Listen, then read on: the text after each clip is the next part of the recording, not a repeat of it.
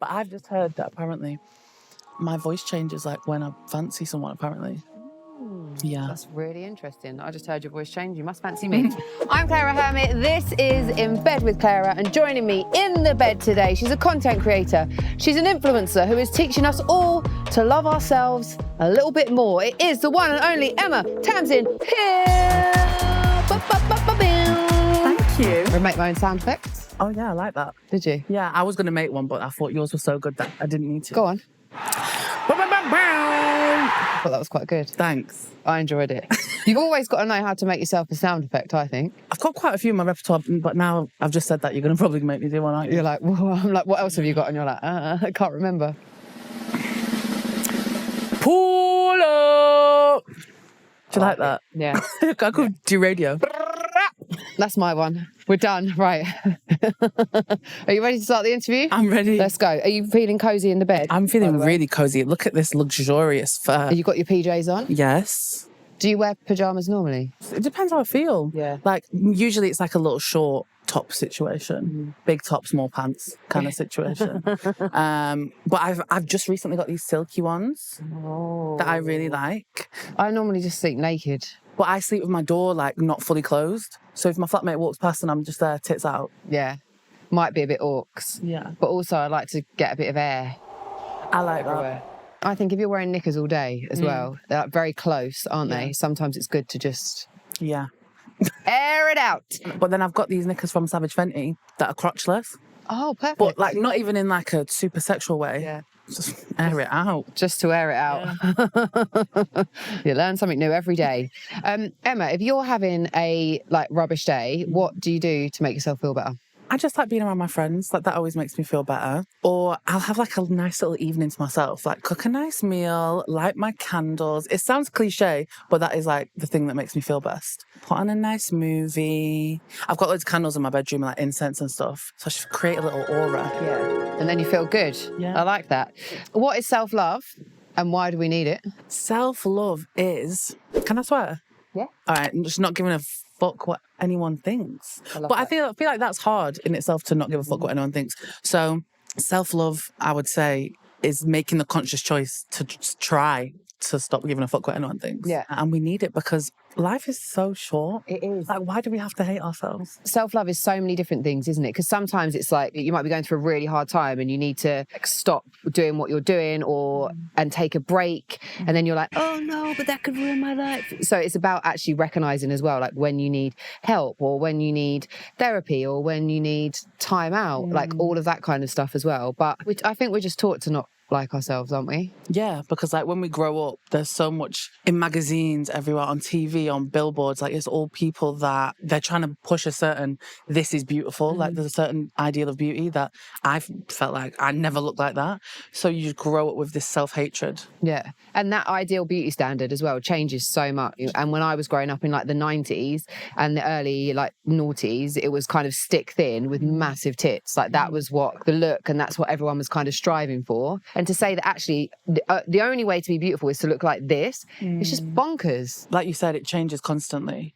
And I feel like as well, now, obviously, like, I'm plus size. So there is this whole thing now about plus acceptance and, like, we accept big girls now and, like, that's okay. But even still within that, there's still this stigma of, like, but only this kind of plus size. Like, if you have a belly and if you have fat rolls and stuff, like, we don't really like that. So there's still, like, standards within what's supposed to be inclusive. Yeah.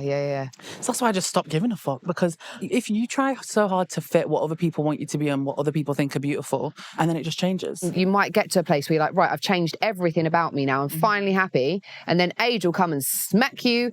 And then you're back to square one again, which is why I think the self-love thing, which for me is about creating an internal love for yourself that has nothing to do with the external, is so important. Because then it doesn't matter what changes out here, because in here, it's all love. Yeah, man. I feel like sometimes I get a lot of messages from people who are like, I wish I had your confidence. I love your confidence. And I know what they mean by saying that, but I think like because people have been taught like someone that looks like me is not attractive, is not beautiful. When they see me being confident, they're like, I cannot believe she looks like that and she's still so confident. She got it. But you are incredibly beautiful. And I think it's like what takes confidence is you saying, do you know what, like I'm going to put myself out there. Because there's so many people who there is something they'd really like to do, but it might be that they're a lawyer, but really what they want to do is work with animals or something, but they're too scared of what people around them might think to ever go and live the life that they really want to. So to see someone actually doing that and saying, do you know what, this is what I want to do. I don't care what anyone else thinks, or maybe I do, but I'm not going to allow that to stop me. That, I guess, is really admirable. Yeah, thank you. Very admirable. No one's void, though, of like having insecurities and having down days. Hell no. Yeah. So it's just remembering that as well. That doesn't make you like not confident anymore because you have one day where you feel like shit. But no one is perpetually happy. Like, it's just impossible to be happy 24 hours a day, 7 days a week. And because stuff goes wrong, like life is life in for everybody, no matter what you see on Instagram or wherever. Literally yesterday, I was like bawling my eyes out. But it doesn't mean that I've changed my mindset or that I don't love myself. In fact, I think like being able to acknowledge when you need to express emotion is part of self-love as well. Yeah. So everyone has shit days. Just remember that. Amen.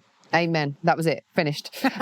Have you always had that confidence? Have you always had that self-love? And if not, how and when did it start? No, I definitely didn't always love myself. I actually grew up hating how I looked. I've always thought, okay, like, yeah, you're like a little bit pretty and whatever, but because my body was so different to all of my friends and like most of the people around me, and I grew up thinking like fat is bad. If you are fat, like you are ugly and disgusting. I grew up just really disliking my body because I equated slimness to being beautiful. So no, I wasn't always confident. I honestly feel like it started when I was about 21, like really when I started like doing social media. So I feel like I was using social media as a way for me to gain confidence as well. I think I saw like Ashley Graham. That was when like the plus size models were like all really popular. Yeah. And I saw Ashley Graham and I was like, oh my God. Even though like her body was still different to mine, I was like, someone that is a bit bigger that everyone thinks is beautiful and she's being celebrated and I think she looks beautiful. That's crazy. Like that actually blew my mind. I remember seeing all them and I think that just gave me the little light switch in my head to be like, oh, like maybe I don't have to hate myself. And that was like the first time I'd allowed myself to think that. I remember I posted a picture on Instagram and I was in like little shorts, like little booty shorts and like a t-shirt, and I was like in the mirror and I like took a picture of myself and it was like my thigh that was out and I was like terrified. I was like, oh my God, I can't believe I'm gonna post this.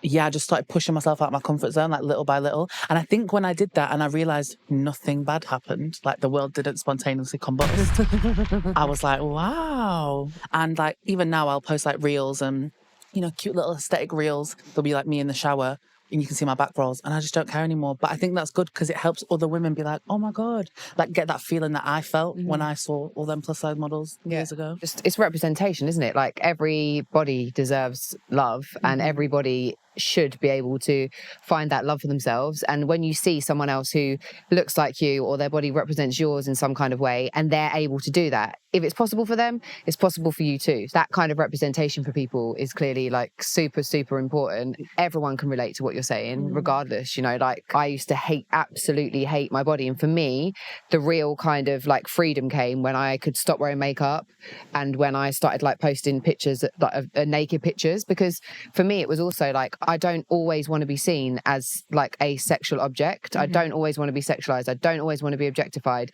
And the human body, like a naked body, shouldn't always be sexual. But I feel like women's bodies always are. As soon as there's a naked woman, like the first thing that comes into, you know, people's minds is sex. And that's men and women. But I think that's our conditioning more so than anything else.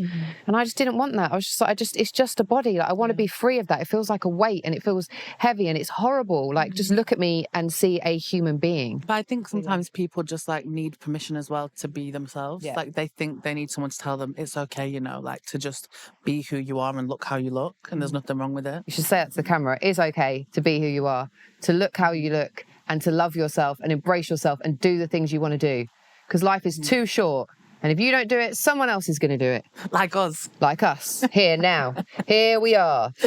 Do you think in 2023, we've spoken about this a little bit, there's more or less pressure for women to look a certain way than there ever has been? I feel like there's the same amount of pressure. Right. Like I don't feel like it's gone down anymore. Even though there is all different body types on show now, there is still that pressure because of social media. Like back in the 90s and stuff, there was a societal ideal of beauty. Yeah. But you didn't have to like post pictures online and look good for other people. Like you might want to look good for people when you go outside, but when you're like just living your life, you don't have to do that. Whereas now, like you have social media and people want to build this fantasy fake life and look a certain type of way to appease other people. There's lots of pressure. The ideal of beauty has changed. And I think a lot of women are still changing their ideal of beauty to suit what men like. I'm pro doing whatever you want to your body. Do whatever you want to yourself. Personally, I think whatever you do is none of my business. I'm happy. If you're happy, I'm happy, right? But there's so many women getting surgery and stuff like that. And it's like, if you're doing it for yourself, great. If you're doing it for your own confidence, amazing. But you have to really think, am I doing this for me? Or am I doing this so I'm attractive to the opposite sex or to the same sex or to whoever? Yeah. It's really difficult. I had a boob job actually before I had my mastectomy, like when I was 20. I had a boob job for that exact reason, because I thought that my value and worth as a woman came from me being sexually attractive.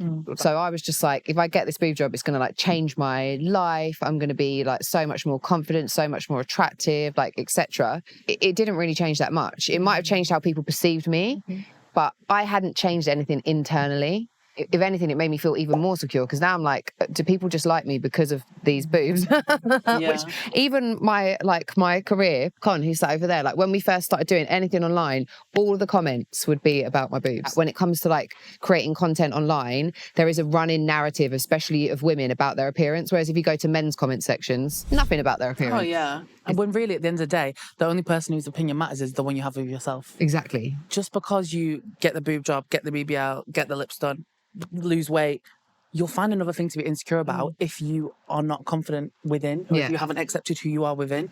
That's why you have to get inside right before you get the outside right. I know that you've been dating. Have you had any really bad dating experiences? Oh, I've been on many a dates in my time. Yeah, like I've just had a lot of like situationships. I'm not gonna lie, like I pushed a lot of weight at uni. Maybe not dating, like, but that was also fueled by like my insecurity. Yeah. But then when I moved to Manchester a couple years ago, you pushed a lot of weight. Does that mean you got it in? I did, yeah. I didn't go to uni, but I did that as well. Yeah, I pushed a lot of weight. You pushed a lot of weight. In my time. We racked up the numbers. So I've got some big biceps. Yeah, but that's because I was like, I look to men for validation. Yeah. If a man found me attractive enough to have sex with me, I was like, oh my God, he thinks I'm beautiful. And that fueled me. When really, they just want to fuck. Like, it was like almost flattering to me that a man found me attractive. And it makes me feel sick now, because I think a man could find a frigging fish attractive, like car even. Seen that on a TV show. I've heard about that one as well. The exhaust pipe. And he holds a girl. You know what? It took me a while to let go and accept that part of myself. Like I talked about that a lot with my therapist, because I was so ashamed of that person who I was when I was like 18, 19, 20. I know as a woman, like there's this whole thing about your body count and, oh, she's a slag. And I had to like accept and learn to love that part of myself. Like, you know, people talk about your inner child. Yeah. It was like my inner young adult that I had to like heal my relationship with. Shame. Yeah. And I think that's part of the reason for me doing this show, like if I'm honest, and my kind of like rebellion as well. I did exactly the same thing. Like my mum died and my dad he's a great man, but he wasn't really like emotionally available. And I was 9 when my mum died. So I was just figuring out the world myself. And I'm like, right, okay, A plus B equals C. And just kind of working out what I thought was right. You know, in my early teens and 20s, this was later on. And when my sister was diagnosed with breast cancer, like that 6.5 years, like that was a time where I was desperately searching for, I guess, like a space where I felt safe, a space where I felt seen, a space where I felt comforted. The only way that I kind of knew how to do that was through like having casual sex with people. In all honesty, unless you tell somebody, no one's ever going to know. There's no way I'm going to tell anyone my body count. Because if a man actually said to me, what's your body count? I'd be like, you're insecure. Yeah, why would you ask that? Exactly. It's a strange question to ask. Like that gives people so much shame, you know, and that's such a weight to carry, isn't it? Because I remember with my ex, and we'd been together for a little while, and he did ask me what my body count was, but it wasn't from like a judgy place. I think it was just out of like interest. So I told him, and he was absolutely fine and really accepting, and I just burst into tears. It kind of was like that relief of like, oh my God, like it's okay. He doesn't hate me. Yeah, he hasn't changed how he sees me or how he feels about me. You get that kind of well, you know, you should do this and women should do that and women should do that and women should. I just think do whatever you want and what makes you happy. I'm now in a stage in my life where I haven't had sex for 9 months. Before that, it was like 14 months. Before that, because it's just, no, I just don't want to unless I have a real connection with somebody and I actually feel like they care about me. Yeah. So now I've completely changed and flipped the switch. But that's up to me. We all evolve, we all change, and that's how it works. Is anyone out here caring about men's body count? That's celebrated. So why is it different for women? I've got a date story for you. Go on. Oh, yeah. Sorry. Yeah, forgot. When I first moved to Manchester, I was like, yeah, I'm ready to start dating because basically I was in a relationship a few years ago that was like so whirlwind and so toxic. So I moved from Preston to Manchester. I was like, fresh start, love it. I was like, got on the dating apps, Hinge, Tinder, whatever. I don't really like Tinder, but whatever. You know what it was? I said to myself, I'm just going to let myself date and just see what happens. Like, no expectations. So anyway, match with this guy. He's like, all right, I'll come and pick you up and we'll like go for a drive and get a Starbucks or whatever. First of all, shit date. If we're going to go out, let's do something. Like, my ideal first date is like going to an arcade. Like something fun or like a dinner date. Some people hate dinner dates, but I love a dinner date because you can chat and like get to know each other. That's because you're very confident and you're comfortable chatting. But you know what? I said to myself, I want to experience it all. Give it to me. Give me a drive. Yeah, Take me and to Starbucks. also, it's a dream. First of all, is that not like dangerous? I was getting in a stranger's car. I know, yeah. Wait, I know. So basically, because of this, I said, I'm going to drive. All right. I made the rules. Because I didn't want to get in a stranger's car, I said, okay, I'm going to drive. Went to his house, picked him up, feeling like a bad bitch. He was the passenger princess and I was the driver. Yeah. Went on a little drive, went to get a little Starbucks or whatever. Then we like parked up to like have a chat. Oh my days. So I'm sat in the driving seat and he's like opposite me and he's like trying to chat to me. And I just thought, oh, you know when someone's just slimy? Yeah. And you look at them and you're like, ugh. And then he was like, why don't you just come and give me a hug? And I was like, we're in the car. Stranger danger. Stranger danger. Car. Like, why can't we just chat? He's like, just come here. Like, wanting me to like come over. And then he was like, why don't you just give me a kiss? Like begging for a kiss. And I just thought, I'm not going to fuck you in my car. I'm not going to even touch you in my car. He was doing the most. You know when you were like 16, you're like, oh, I'm going to go have a shower. And your boyfriend be like, without me. It was giving without me energy. And I got the ick so hard. I felt ill. Because in that situation, like, you feel really awkward. So I was just trying to like brush it off. And then drove him home. I was like, this is weird. Left. And then he had unmatched me. Because I wouldn't snog him in my car. Oh, God. Well, that's a good filter, though, isn't it? You got rid of that one quick. I mean, I should have known from the Starbucks, to be honest. You should have known from the car, getting you in a car. It wasn't danger, good. Stranger danger. Don't do that. Don't do as I do. Do as I say. And I'm saying don't do it. With the dating thing, whatever you want, whether you want something casual, whether you want a serious relationship, I do think it's always best to just put that out there right at the start and find out and make sure that someone else is on the same page as you. Yeah. Like, that's really important. Porn is cited as the number one way that people learn about sex. Have you learned anything from porn? I guess so. Porn is so unrealistic. But at the same time, like, I think it kind of gave me a bit of confidence to like be vocal in the bedroom. Maybe some like dick sucking tips. That's about it. Other than that, like, porn is so not real life. I love a bit of amateur porn because I'm like, oh yeah, like that's actually real. Like the old school early 2000s, like dick in your face, where they literally have their shoes still on whilst like having sex. Like, unsure about that. And the girls are like, like when nothing's happened. It's the noises send me. But I'm quite vocal. Have you had complaints from neighbours before? I've not had complaints, but my neighbours have definitely heard me having sex. My mum even said she heard me having sex. Yeah, it's tricky, isn't it? Awkward. When I was with my ex-boyfriend, his neighbour came round and was screaming at us because she had a kid. Apparently, I woke the child up. But I didn't know that we were in the lounge. I didn't know the lounge wall backed onto the child's bedroom, did I? I didn't even think about it. You know, when you're in the moment, you're not thinking about it, are you? I have a neighbour directly opposite me where I live now. I live in like an apartment building. And I'll fuck like with my bedroom door open. My bedroom door's right opposite the front door. I'll fuck with that open and I know people down the hallway can hear me. But at the end of the day, like, it is what it is. It is what it is. It's just natural. Sex. How did you learn about sex? I don't know how old I was. I was definitely in like year 7. I was on like our family computer. You know, like back in the day when it was like dial-up internet and you had to plug out the phone. It'd be like, I literally was on the family computer. I don't know what I was looking for. I was like typing in a website. You know, like when the search bar, like, it finishes it for you. So I just pressed enter on what I was doing. But it was like, I think I was trying to look at YouTube, but it ended up YouPorn. Of course you were trying to look at YouTube.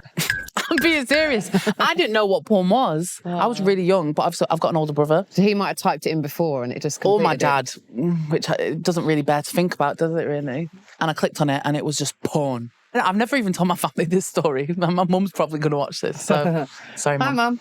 I saw that there and I was like, oh, what's this? So I started watching a few videos, but not in a sexual way, more like... Interested. Yeah, interested. What is this? But I'm not going to lie, like, when I was younger than that, I heard my parents having sex, but at the same time, I didn't understand what was going on. I remember thinking at the time, I must have been about 8, I thought they were changing the bed sheets. Just really loud. Yeah. But I had my first orgasm when I was like 12 in my sleep. I have sleep orgasms. Like not all the time, but maybe once every couple of months. But I want a sleep orgasm. But I first had one when I was like 12, but I didn't know what it was. I just woke up and I was like, that was weird. That was weird. But it was only when I got older that I was like, yeah, that was what that was. Yeah. And now she's just sleep orgasming all over the place. Don't fall asleep on the train next to Emma. You never know what might happen. Just start moaning really loud. I know that you're a fan of sex toys. Mm-hmm. Do you have a plan for what happens to your sex toy collection if you die so that your family don't have to find them? Oh, no, my parents know I've got bare sex toys. My family's very open. Right, okay. Sometimes I'll be at my mum and dad's house and I'll be like, all right, I'm going to go home now. And my dad's like, oh, are you shagging tonight? And I'm like, maybe. Maybe, maybe not. For me to know, you to not... Actually, no, I don't want him to find out. Not for you to So find you out. wouldn't have to have a plan for him? All my friends know. I have a sex toy basket. Yeah. It doesn't fit in a drawer because there's too much. My bedside drawer is full of lube and condoms. I think I've got about 15 bottles of lube. You never have too much lube, though. Because I get sent a lot of stuff as well. So it's full of condoms and lube and my passport, because it's safe there. Yeah. Because I get given a lot of sex toys. A lot of the time I'll give my friends sex toys, like new ones. Not used. Not used ones, no. I'm like the sex toy dealer. Come to me for your sex toys. You're putting companies out of business. To be honest, my friends would probably, if I croaked, my friends would probably start fighting over them and be like, I'm having this one, no, I'm having this one. New ones. Give it a thorough wash. Oh, yeah, why not? Steam clean it? Yeah. So my first toy I ever got was a bullet. And that was the first time I ever gave myself an orgasm. Mm-hmm. I love the whole experience of getting head, but at the same time, just do the same thing over and over and then I'm going to come. Whoever told anyone, men, that doing ABCs on someone's clit is a good idea, it's not. It is, don't do that. Yeah, don't do that. Do not do that. It's a terrible idea. You know what? Oh my God. When I'm getting close to gonna come, I go dead silent. Do you? I stop breathing. I have to focus. He's like, shit, I've killed her. I have military focus because I get in my head a lot and it takes me a while to come because I feel like I'm a bit ADHD. I just get distracted and I just can't focus on what's actually happening. And then I feel like, oh shit, you're being silent. And then I'm like, oh my God, am I going to come? Oh wait, no, I'm not. It's the whole dialogue in my head. But then also I love a little G-spot toy, a inside. Yeah, there's a bit curved. Yeah. So it gets in there. Yeah. Saying, ooh, when I hit your G-spot, baby, I want to hear you moan and groan in delight. Do you know that song? No. Wayne Marshall, look it up. All the real G's know. He really said G-spot. He wasn't being ambiguous at all. No. Okay, what's the most embarrassing thing that's ever happened to you in bed or wherever? Ooh. It literally happened last weekend. So last week I was with the guy that I'm seeing and we're having sex and it was a great time. And also, it was that kind of sex where I had to leave in 10 minutes. So it was oh no, we shouldn't be doing this. Oh, I need to leave. I was having a great time. Late. Sorry about that. I was going for a roast with the girls and my flatmate was like, I'm leaving. And I was like, oh, fine. So we were having sex. It was great. He finished. He pulled out and then he looked at me and he goes, the condom's not on. And I thought he was taking the piss. I thought he was taking the piss because he's a bit like that. And I said, stop being stupid. And he was like, the condom is not on. So I said, well, where is it then? And he was like, inside you. So I was like, okay. And he's like, what do I do? I was like, what do you mean, what do you do? Get in there and retrieve it. You lost it. Go and find it. So he basically had to like go and get it. But he was like, because I started panicking a bit, I could tell he was now panicking. So I was led there going, it's okay, don't worry, it's fine. You literally, with his whole like because you've gone for a smear test, was it like that? Yeah, it was like they put the speculum inside me and cranked it open. I'm trying to like fish it was around. like, yeah, it was just like the movements of trying to, and then he ended up getting it. But then, you know what it is? When he got it, he was like, there's nothing in it. I was like, for fuck's sake.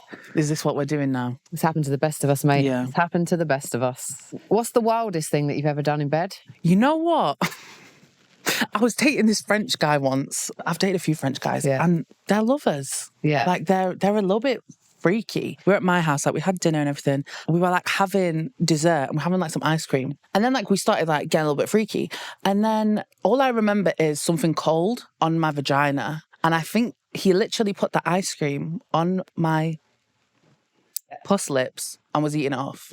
And I was like, is this not a disaster waiting to happen? Yeast infection. BV. But I just went along with it because... Was it quite a nice sensation, the cold? Yeah, because it's like, you'd think he'd just use ice. Like, come on. But I think it was like Ben and Jerry's fish food on the puss being ate off. Chocolate pieces. What a way to go. If you're going to do it, you might as well do it properly. And I didn't really enjoy it that much. Like, it was just okay. I would have rather an ice cube because, like, now I'm sticky. It's not the best. Marshmallow clip. If you're going to do it, do vanilla. What's the worst sexual experience that you've ever had? Oh, there's so many. Oh, so sad when I think about it. Because sex can be so good, like, so why does it have to be bad? There's been quite a lot, but, like, the one that sticks out in my memory. So this guy, like, I'd met him on Hinge, like, we were chatting, like, we were getting on so well. I was like, oh my God, like, this could be my man. Got down to having sex with him. He was humping me like a rabbit, like... It's doing nothing. Jackhammer. It's really doing nothing. He also profusely sweat. Right. So it was like he was on top of me, jackhammering me, and profusely sweating onto me. And it also, you know, when sweat gets cold and clammy, and then it's like cold and clammy like and horrible. Yeah. It was just a horrible experience. And I like a bit of teasing as well. Yeah. You know, like just that hammering doesn't You know work. what? He was good at foreplay. Yeah. Like, I was attracted to him, but I wasn't as attracted to him as I probably should have been. So it made it even worse. I remember, like, from the back, I was staring at the wall like this. I was thinking, fuck, this needs to end now. I'm not the kind of person that'll be like, can we stop? Anyone can say that anytime they want, but I'm like, oh, at least let them finish. Because we're never going to do this again. So you might as well get what you can while you can. So out of pity. Yeah, it was like a pity come. But also, like last year I slept with this guy and it's like, we met up, had a coffee, everything was great. I was like, oh, he's so sexy. The sex was so fucking bad. The lack of care and attention for me or like trying to make me come. And yeah, it was just the selfishness. It was just a mess. You know, I think men do have to understand. It doesn't matter how many times I say this. Men don't seem to comprehend what I'm saying. When the statistics say that only between 4 and 18.9% of women can come from penetration alone. That means the rest of women cannot. They can't. It doesn't matter how good your wood is. It doesn't matter how long your schlong is. None of that shit. It doesn't matter how good you lay it down, the pipe, whatever you want to call it. You cannot make somebody orgasm like that. There's a few people you can, but the majority of people you can't. And just going as hard as you can, it's not pleasurable. No one wants that. You need to be attentive and understand that there are lots of erogenous zones. And you know what? Like, some of the biggest dicks I've ever had were the shittest in bed. I don't like big dicks. You heard it here first. I do, but like, if you know what you're doing with it. It's too painful. I don't want that. Yeah, and I feel like guys with big dicks think that the big dick is carrying, so they don't have to do anything else. Like, it's just not doing what you think it's doing. Medium's fine for me. Yeah, like boyfriend size. What's the boyfriend size for you? A boyfriend size? Boyfriend size penis. Probably about like 6 inches. Yeah, 7 inches is a husband 6, penis 7, with girth. Any more than that, painful for me. I won't be involved. Thank you. Goodbye. Once.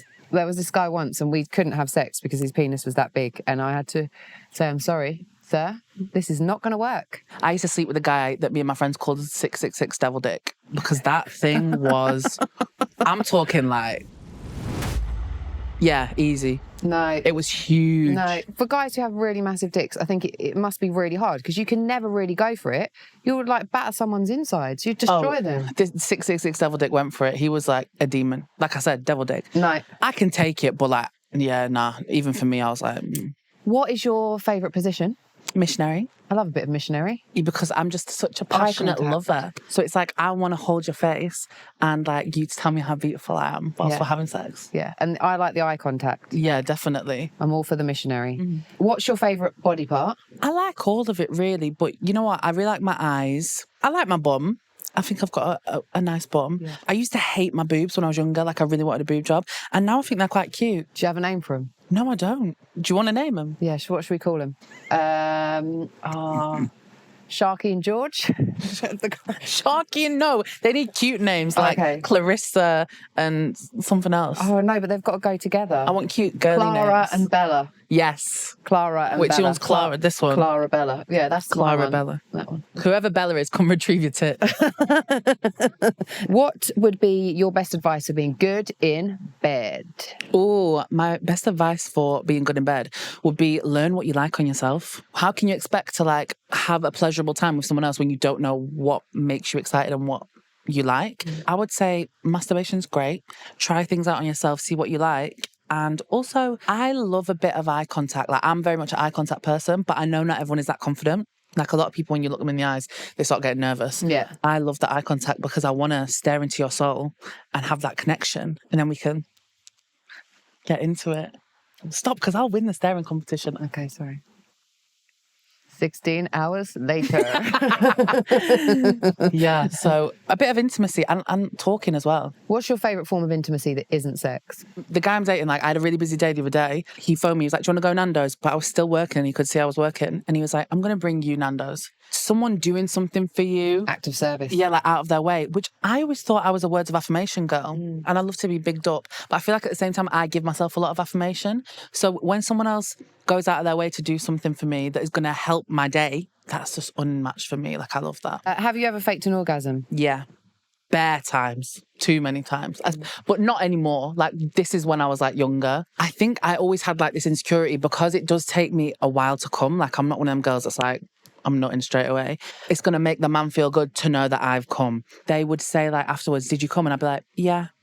I stopped doing that a long time ago, but for a long time I did that because I thought that's what you had to do. And I was like, oh, is there something wrong with me because I can't actually come? Whereas it was like, no, it's just no, people aren't doing the right thing. But like, I love orgasming, but orgasm is not the goal for me in sex. I have a lot more orgasms now during sex than I used to have. Sometimes I just want to experience the moment with you. And instead of being like dead set on like, I need to orgasm. And I think that's an important point to make, actually, that sex, you don't have to come for sex to be good.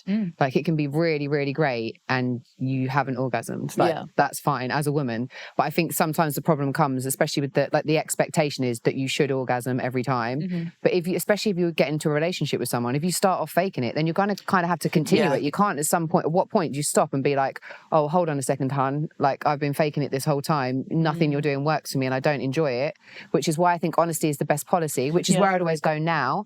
But I do think, that there is also that fear of being honest with someone and then their reaction. If your partner finds out you've been faking it the whole time, you're also hurting them. And it's like, what was the point? Because like, you wasn't benefiting from saying, oh, I came. Like, it just is what it is. So, and your partner might not trust you anymore, feel shit or think, oh my God, I can't even like make my girlfriend or my partner orgasm. So it's like, there's no point. Just figure it out together. Figure out what does make you come together. And if somebody has a negative reaction to you telling them that they didn't make you come, then it's probably not the right person for you to be dating, in all honesty, because they should care about your pleasure as you care about theirs. Yeah, because it's like, it's not just on me to make myself come. Like, it's a joint team effort. And that's what sex should be. Teamwork makes the dream work. If you can't have good communication, just not going to work. And I hope that we are of an age, like whenever I hear people on the internet talk about sexual liberation, it seems to be like this idea that, sexual liberation is women feeling like they can go and sleep with as many people as they want, which, by the way, women, you can do that. You can actually do that. That's absolutely fine. No judgment here. And I think that that is cool. But actually for me, what sexual liberation is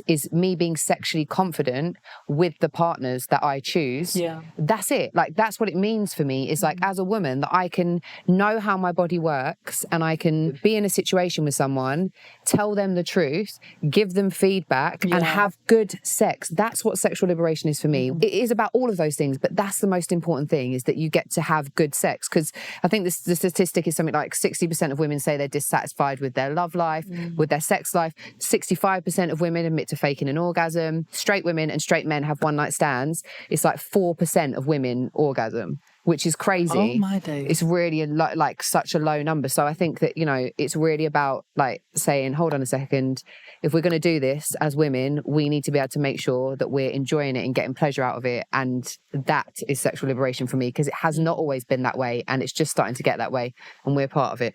Yeah. Yes. I think it's never too late. Like for people that have been together for years, it's never too late to change your sex life, try new Switch things. up. My grandparents are having sex in their 80s, people. I heard them, and it traumatized me.